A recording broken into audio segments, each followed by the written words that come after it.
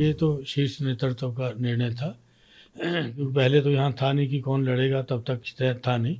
फिर ये हुआ कि राहुल जी यहाँ से लड़ेंगे, ये शीर्ष नेतृत्व का निर्णय था। मैं यहाँ कोई नौकरी नहीं कर रहा हूँ गांधी परिवार के उसमें। 1983 में यहाँ पे आया था यूथ कांग्रेस के द्वारा। कोई कांग्रेस से एक सैलरी नहीं लेता हूँ कि कोई तनख्वाह लेता हूँ।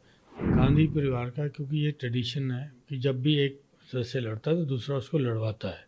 ठीक है, आप याद करो कि 99 का इलेक्शन प्रियंका जी यहाँ बैठ के मैडम का लड़ाया था। उसके बाद फिर राहुल जी आए 2004 में, मैडम यहाँ रही, तब भी प्रियंका जी ने लड़ाया। तो ये गांधी परिवार का कोई ना कोई सदस्य जो होता है इलेक्शन लड़वाता है। ठीक है, दोनों मतलब लड़ने में लग जाएंगे तो थोड़ा वो नहीं रहेगा। और दूसरा क्या है कि देखो, राहुल जी को पूरे देश में प्रचार करना है। ठीक है, वो अपना दायित्व पर है, उनकी बहन उनके लिए यहाँ पे इलेक्शन नहीं कर रही है, तो ये है। ठीक तो है। इलेक्शन मैनेजमेंट पहले आप यहाँ रायबरेली का संभालते थे, अब क्या इस बार प्रियंका गांधी संभालेंगी हाँ, रायबरेली का? प्रियंका जी आ रही और रायबरेली का भी संभाल रही है, मेठी का भी संभालेगी वो। तो उन्होंने दोनों जगह के लिए यहाँ पे, और मेरा ख्याल टाइम दे रही काफ़ी यहाँ से। लेकिन सर कुछ शब्दावली को किस तरीके से देखते हैं आप, चाहे वो यहाँ के रायबरेली के प्रत्याशी हों और चाहे जो है अमेठी की प्रत्याशी हों? ये कहा गया कि खुद नहीं आए, खुद चले गए, प्रधानमंत्री तो ये तक कहा कि डरो मत, भागो मत, और आज जब जो है बात हुई बीजेपी के यहाँ के प्रत्याशी से, उन्होंने तो ये कहा कि अपने पीओ को टिकट दे दीजिए। देखिए, जैसे संस्कार हैं उनके वैसे ही तो बात करेंगे। ठीक है, हमारे को माँ बाप ने ऐसे संस्कार नहीं दिए कि ये। ठीक है, अब मैं कहूँ कि भाई वो क्या थे जब कांग्रेस में थे, वो मतलब मैं कहना भी नहीं चाहता हूँ। वो उनके संस्कार झलक रहे हैं कि क्या संस्कार उनके पेरेंट्स ने दिए होंगे। तो वो भी बेचारे कहीं ना कहीं दुखी होंगे कि ऐसे मतलब ये है। ठीक है सर लेकिन इसको कैसे देखते हैं आप, ये पूरी इस लड़ाई को, क्योंकि सीधे तौर पे जो है पूरी वोट प्रतिशत है लगातार भाजपा का, वहां तो जीत हुई, रायबरेली में भी वोट प्रतिशत बढ़ रहा है। 3% पे था जहां 2009 में, वहां पर अब इतना 38% पे आ गया। और कांग्रेस और उसमें भाजपा में केवल 12 या 13% का ही डिफरेंस है, लगातार मार्जिन घट रहा है। ये कितना बड़ा टफ टास्क आपको? नहीं, आपको लगा कांग्रेस का मार्जिन घट रहा है, ये कह रहे हैं ना आप?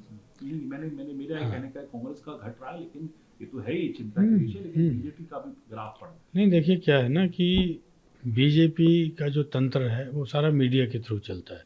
आप मीडिया को तो बुरा मत मानिए। ठीक है, क्योंकि आप देख रहे हो कि दिन भर में अपोजिशन को क्या स्पेस मिलता है? राहुल जी को कोई लाइव दिखाता है? तो ये चीज़ें हैं, क्योंकि जो मीडिया का रोल है, क्योंकि जो कॉरपोरेट हाउसेस अब मीडिया को डील करने लग गए, तब से मीडिया निष्पक्ष नहीं रह गया। ठीक है, तो ये एक कहानी है। लेकिन क्या होता है कि हर चीज़ का एक अंत होता है। ठीक है ना? फिर जो लोग जब देखते हैं कि यही दिखाना है, यही चीज़ें कहनी है, आदमी कहता है यार 10 साल में तुमने क्या किया वो तो बता दो। ठीक है, ये आप कहते हो कि ये है तो वो है, हर दिन आपका कभी 400 पार होता है, कभी मंगलसूत्र आ जाता है, फिर कभी कुछ आ जाता है। तो यार आप 10 साल के बता तो दो कि मैंने ये किया भाई। ठीक है, अब वो 4-6 स्कीमें बताते हैं, लेकिन फील्ड पे कि उसका इम्प्लीमेंटेशन तो यार चेक कर लो, कि आपके कार्यकर्ता ही चेक कर ले कि भाई ब्यूरोक्रेसी सही से कर रही है कि नहीं कर रही है। ठीक है, वो तो नहीं है। बस एक बार था ना इंडिया शाइनिंग, आज ये इलेक्शन उसी तरह का हो गया। और सर जब कह रहे हैं कि मोदी की गारंटी की बात की जा रही है, वहाँ आप लोग न्याय पत्र की बात कर रहे हैं, जी न्याय की बात, जी तो जी। गारंटी के सामने न्याय जहाँ टिकेगा। नहीं, न्याय के साथ गारंटी भी तो 25 गारंटी भी तो दे रहे हैं हम लोग। ठीक है, जो 5 न्याय हैं तो उसके बाद 25 गारंटी भी हैं, जो हमारी स्टेटें जहाँ पे कांग्रेस की गवर्नमेंट है वहाँ पे वो लागू हुई है। तो इसलिए मतलब हम तो जो कहते हैं वो करते हैं। भी आप 10 साल पहले प्रचार आप देख लीजिए, उनका मैनिफेस्टो देख लीजिए। क्योंकि प्रधानमंत्री जी ने ये कहा था कि 2022 तक हम सबको पक्का घर दे देंगे हिंदुस्तान में। उस समय 19 की बात थी, 3 साल उन्होंने ग्रेस मांगे कि मतलब ये आज तक हुआ वो। ठीक है, अब उज्ज्वला योजना को ले लीजिए, उज्ज्वला योजना के आंकड़े बहुत होंगे, इतने करोड़। ठीक है, लेकिन उज्ज्वला योजना की रिफिलिंग कितनी हो रही है वो कभी बताया उन्होंने?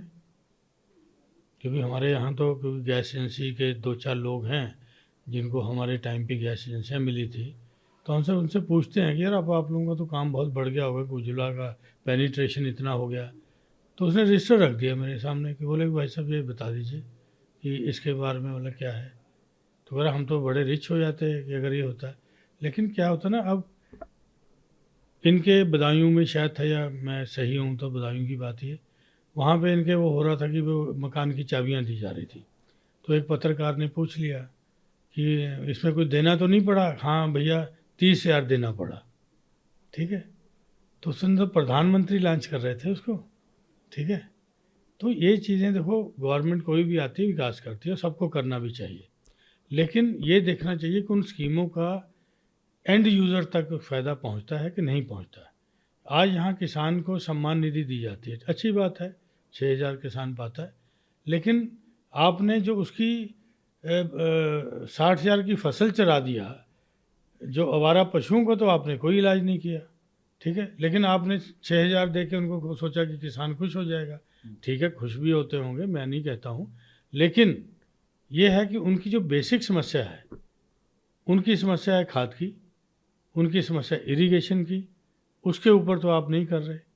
ठीक है, उस पर आप बताइए कि इरिगेशन का दायरा इतना था, आज इतना रकबा इरिगेशन में के अंदर बढ़ा, इतने किसान उससे लाभान्वित हुए, अब किसानों की ये हो गई। खाद की बोरी 50 किलो की मिलती थी, आज 45 किलो की मिलती है। पार्ले जी का बिस्कुट 100 ग्राम का जो मिलता था, अब रेट वही है लेकिन 80 ग्राम कर दिया। तो मतलब ये चीज़ें जनता समझती है। जो कड़ू तेल है, सरसों का तेल बोलते हैं इसको, तो आज वो देख लो ना कहाँ पे है। ठीक है, यहाँ के गरीब आदमी, हम लोग भी जाते थे जब वो, तो हमको पकौड़ी बना के खिलाते हैं कि सरसों के तेल में आपको पकौड़ी खिलाते हैं। अब बेचारे की ये है कि यार लगेगा तो पता नहीं फिर ये महीना चलेगा भी कि नहीं चलेगा। मतलब ये स्थिति है, ग्राउंड रियलिटी ये है।